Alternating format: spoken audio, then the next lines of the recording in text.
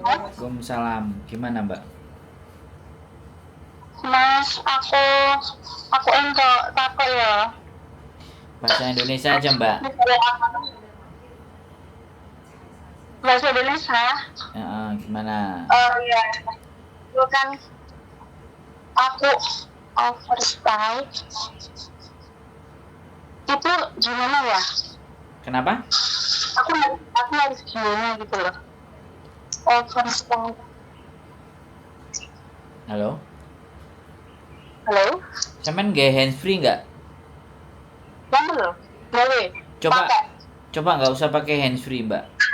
Suaranya jumbret. Oke.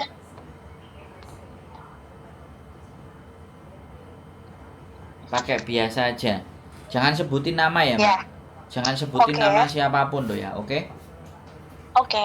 Gimana ini? Iya, gini loh. Aku tuh pengen overstay. Itu gimana caranya? Aku harus ngapain dulu? Harus kemana dulu gitu? Sampean pingin overstay atau menyerahkan diri? Menyerahkan diri Oh, dulu. sampean overstay tapi mau menyerahkan diri, oke? Dulu, iya. Oke. Sampean overstay-nya berapa lama? Belum. Duh, berarti sampean itu mau overstay atau gimana sih? Mau. Berarti sekarang masih ada visa. Masih. Ya kalau overstay ya nggak menyerahin diri, ya pergi aja udah gitu. Gitu toh. Lah iya, tapi kan ya kenapa kok sampean yang lebih penting bagi saya itu bukan overstay-nya. Kenapa sampean kok Terus? memilih overstay? Ya, karena ada sesuatu yang nggak bisa saya sebutkan. Yakin sampean sudah mau overstay?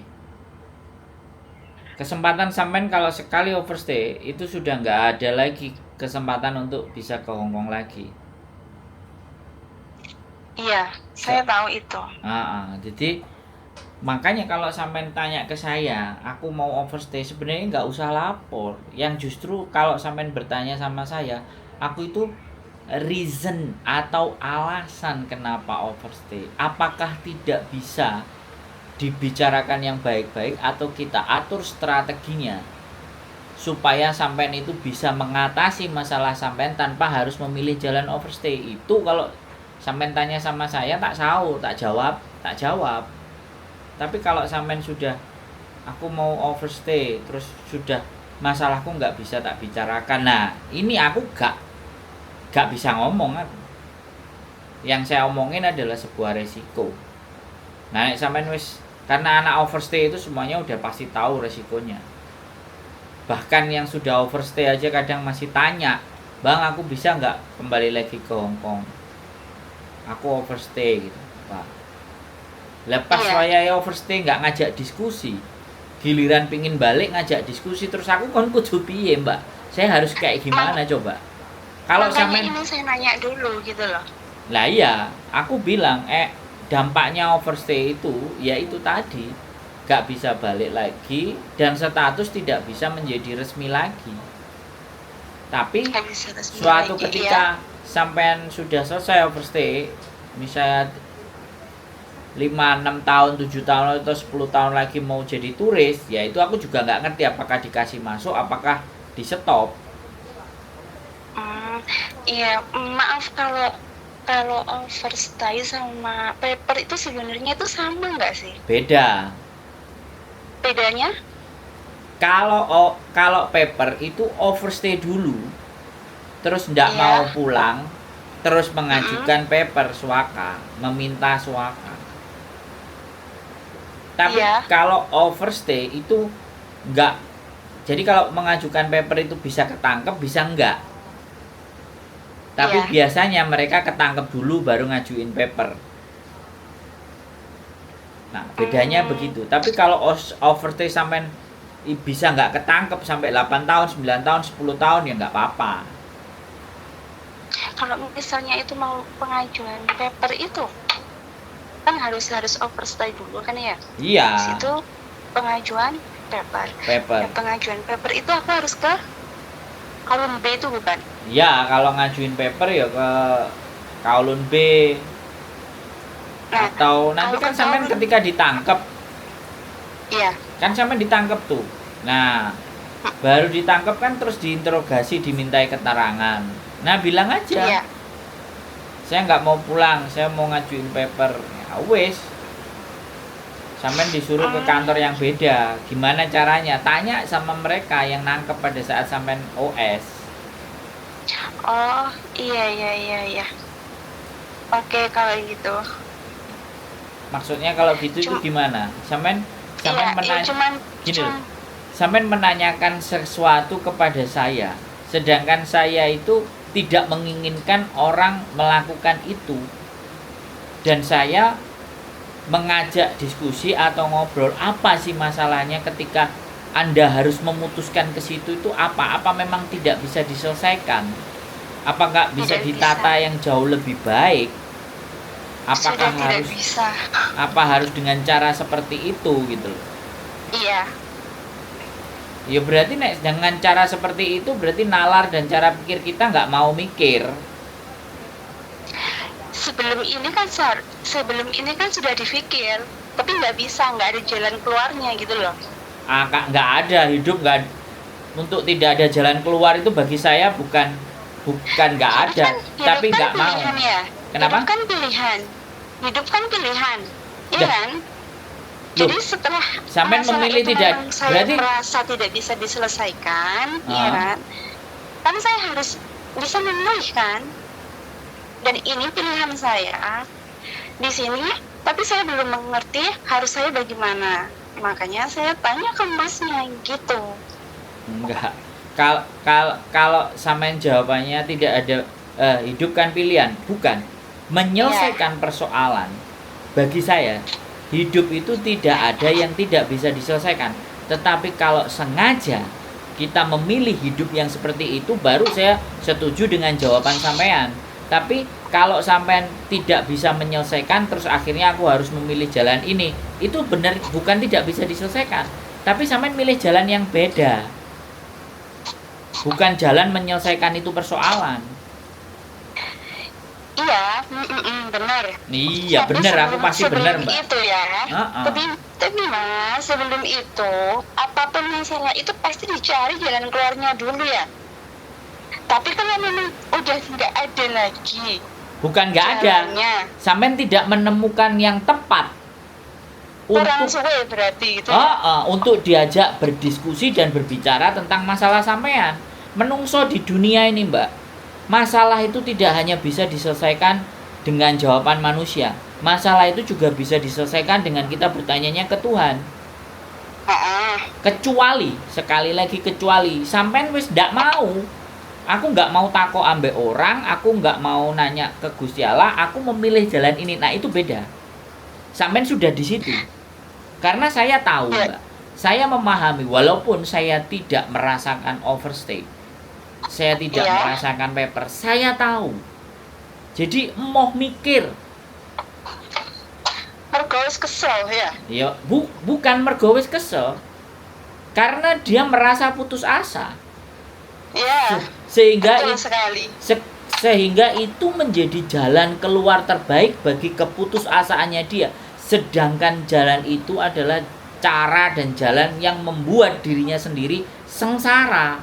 Makanya kenapa saya tidak memberikan saran, tidak memberikan rekomen. Kebetulan aja saya nggak ngerti, sampean masih sempat bertanya sama saya. Saya gini mbak, saya positif. Orang yang masih bertanya sama saya dan telepon dan ngajak ngomong saya nganggep dia baik. Bukan berarti orang yang nggak ngajak ngomong ke saya itu nggak baik, bukan. Tapi orang yang ngajak ngomong sama saya, orang itu masih yakin dengan saya karena masih diajak ngomong. Lah ketika sampean sekarang tak uber, tak kejar, masalahmu apa mbak? Ayo kita diskusi di sini. Kalau sampean memang nggak mau, berarti kan sampean tidak mau menerima sesuatu yang sudah di depan mata sampean, tinggal bertanya saja. Gitu. Ya, saya mau tanyakan ya cuma itu gitu loh mas. Kalau yang yang saya menanyakan ke saya memang nggak mau buat jawabnya. Jadi bukan bagaimana dan seperti apa, dan ya wis ya memang jalan itulah yang kepingin sampean ambil intinya. Dan jangan bicara bahwa tidak ada jalan lain untuk menyelesaikan masalah selain jalan ini, jangan bicara itu. Tetapi sampean wis mau mikir, wis males mikir dari awal. Wis kesel. Enggak, dari awal orang bertanya ke saya, semua laki-laki, wah kok bisa sampean visanya hidup sampai 23 bulan gitu kan. Ya aku jelas cerita alurnya, jalannya, semuanya, tapi itu di orang lain tidak bisa melakukannya dengan rumus yang sama, dan orang yang berbeda itu hasilnya beda. Jadi kalau orang yang sudah putus asa itu sebenarnya tidak hanya tidak menganggap manusia, tapi juga tidak menganggap adanya Gusti Allah. Itu kalau saya loh ya. Nggak tahu kalau sampean. Iya, tapi kenapa harus ke situ gitu loh? Duh, ya itu kunci, Mbak.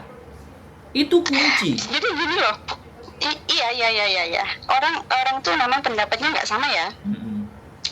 Tapi orang itu kan boleh bertanya. Tapi dia juga nggak harus memberitahu ke orang lain apa masalahnya. Gitu nggak sih? Ya, dia tidak berhak. Dia punya hak untuk tidak bertanya. Dia juga punya hak tidak ngasih tahu ke orang lain. Tapi ketika dia putus asa, itu bukan dia tidak mau bertanya, tapi dia sudah nggak mau membicarakan dengan manusia. Lah kalau saya berbicara tidak mau berbicara dengan manusia, automatically sudahkah melakukan pembicaraan dengan sang penciptanya, dia yang menciptakan dirinya dia? Kalau enggak juga, baru saya bicara putus asa. Ya sudah, memang itu jalannya dia. Akhirnya kadang-kadang orang-orang yang putus asa itu kecenderungan, sekali lagi ini tak bahas, saya nggak maksa sama untuk cerita, tapi saya mencoba berpikir, karena masih ada kesempatan untuk tidak memilih jalan itu gitu. Walaupun sampean tanya, walaupun itu nanti alhasil ya nggak apa-apa, alhasil nanti sampai tetap jalan ke situ nggak apa-apa, tapi setidaknya sebagai manusia saya berusaha untuk ngajak ngomong dulu, barangkali sampai masih ada harapan, masih ada keinginan. Tapi kalau mentok ya sudah nggak apa-apa, tetapi saya sudah berjuang, intinya masih ngajak ngobrol, masih bisa ada yang dianggap, masih bisa yang bisa dibicarakan gitu. Tidak semua. Tapi kalau sampean sudah menganggap wong kabeh ku ya padha ae ya aku terus kudu piye? Ya biasa jadine. Aku nggak bisa ngomong. Karena rata-rata sekali lagi ada satu orang kemarin juga memutuskan untuk OS.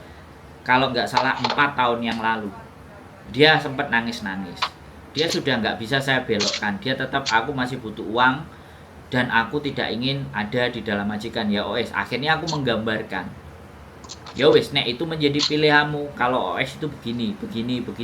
Sampai detik ini saya masih berkomunikasi dengan anak tersebut.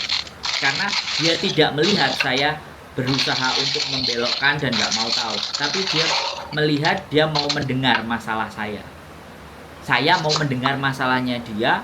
Terus akhirnya dia memutuskan, ya wes, aku cuma ngasih kalau OS itu gambarannya gini, kamu harus begini. Ya wes, silahkan diputuskan, karena memang bukan hidup saya, hidupnya dia. Gak apa-apa mbak. Jadi aku cuman berhubung masih ada kesempatan ngomong. Ini kan aku sampean kasih kesempatan buat ngomong, untuk mencoba barangkali cara berpikirnya bisa tak geser dikit. Itu kan itu potensi ya, tantangan buat diri saya, meyakinkan seseorang untuk tidak mengambil jalan yang saya anggap, sekali lagi saya anggap nggak harus dilalui.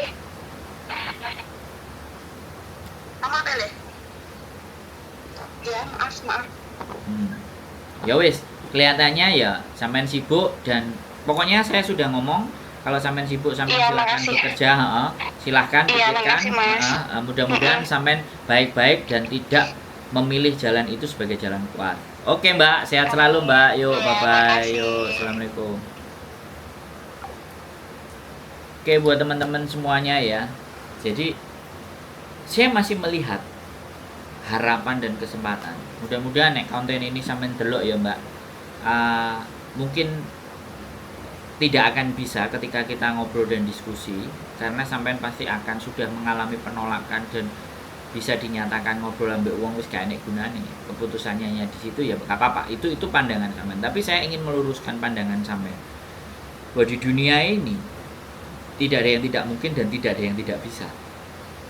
Tinggal persoalannya adalah kalau ataupun bisa itu butuh waktu berapa lama. Kalau mungkin itu apakah kita mau menjalani prosesnya. Kadang ini, makanya yang saya sebut malas mikir. Orang yang putus asa itu orang yang malas berpikir. Sedangkan otak kita diciptakan itu untuk berpikir. Jadi sebenarnya permasalahan di seluruh muka bumi ini itu karena persoalan kitanya itu yang malas mikir. Ngambil jalan pintasnya, ringkese ae. Gitu. Nggak ada. Sekali lagi bilang, sudah tidak ada solusi lain kecuali jalan itu. Bukan. Solusi di luar sana itu masih banyak. Masih banyak hal di dunia ini yang tidak kita ketahui. Rahasianya itu tidak kita ketahui. Bahkan ilmunya tidak bisa kita pahami. Pengetahuan kita terbatas. Atau bukan terbatas, kita membatasi pengetahuan kita sendiri dan kita menutup akses untuk berbicara sama orang. Alah paling nasihatnya yang ngono lah, ale yang ngene, wong gak melok ngrasakno. Itu saya bilang egois. Ya nggak apa-apa, tapi ya sudah. Mudah-mudahan kalau mbaknya sekali lagi nonton, berpikir ulang untuk tidak mengambil jalan itu. Dan biasanya orang-orang yang mengambil jalan pintas itu orang-orang yang frustasi karena tekanannya terlalu banyak kiri, kanan, dan atas. Ditekan di kiri, di kanan, di atas, sehingga nalar logikanya dia itu sudah keluar dari jalurnya, sehingga mengambil sebuah jalan. Dan di mana jalan itu semua orang udah pada tahu. Gak ada pilihan. Ya saya nggak bisa nyalain. Ya kan, saya nggak bisa nyalain karena saya tidak tahu persoalan sedetailnya. Kalau jawabannya siapapun kalian ya, bahwa lah kamu nggak ngerti sih perasaanku, kamu nggak jadi aku sih. Nah, ini orang-orang yang egois, orang-orang yang nggak menganggap bahwa sebenarnya banyak bantuan dan pertolongan asalkan dia itu mau mencoba membicarakannya. Nah, di sini yang ingin saya sampaikan kepada teman-teman. Ya. Saya berharap nalar dan jalan berpikir kalian itu tidak lelah dan tidak capek. Badan itu boleh capek, tapi pikiran itu tidak boleh capek. Karena kalau pikiran kalian capek, nah ini bahaya mengancam. Kalau pikiran capek itu bahayanya apa? Ya bisa bunuh diri, bisa lepas kendali, akhirnya diajak ke sana, diajak ke sini, diajak ke situ. Sudah tidak ada hidup dan tujuan. Ini kan karena kita wis capek dalam berpikir. Berpikir itu tidak boleh capek. Tapi berhenti sebentar, istirahat untuk tidak mikir itu boleh, tapi sebentar. Kalau gak mikir terus, jadi nih edan. Orang edan itu orang-orang yang memang sudah dol dan gak mau mikir. Wis bah. Lah edan pun dibagi-bagi. Ada edan yang masih mandi, masih makan, masih minum, masih ngerti uang, ada itu. Tapi edan yang sama sekali nggak ingat apa-apa, menjaga tubuh, merawat tubuh, nggak ingat. Dia hanya cuma diem aja, melolong aja. Pedot itu guys. Nah, kami hadir, channel YouTube saya itu hadir untuk agar kalian tidak lelah berpikir bahwa masih ada banyak harapan di seluruh muka bumi ini selama nafas kita itu masih berhembus. Mbaknya sudah frustasi itu dan tidak menemukan teman dan tidak menemukan cara, kasihan sekali, tapi ya sudah, itu terserahlah sama Mbak sampean. Tapi bagi saya, kalau kalian sampean bercerita, saya tidak akan berjanji, tapi insya Allah jalan keluar itu ada untuk tidak memilih jalan itu, overstay dan paper. Ya, sekali lagi, jadi seperti itu ya teman-teman. Sekali lagi saya menghimbau, ayo kita bicara, ayo kita diskusi, ya kan? Kalau memang nggak mau di konten ya sudah, silakan datang ke rumah. Sebenarnya saya kepingin kebuntuan persoalan dan permasalahan itu, orang yang hutang sampai bayar 2 kontrak aja juga masih hidup, nyesek dan gak nyerah, dan akhirnya dia bangkit. Tapi ya sudah, semangat, keep stay tune my YouTube channel, and see you next video, bye bye.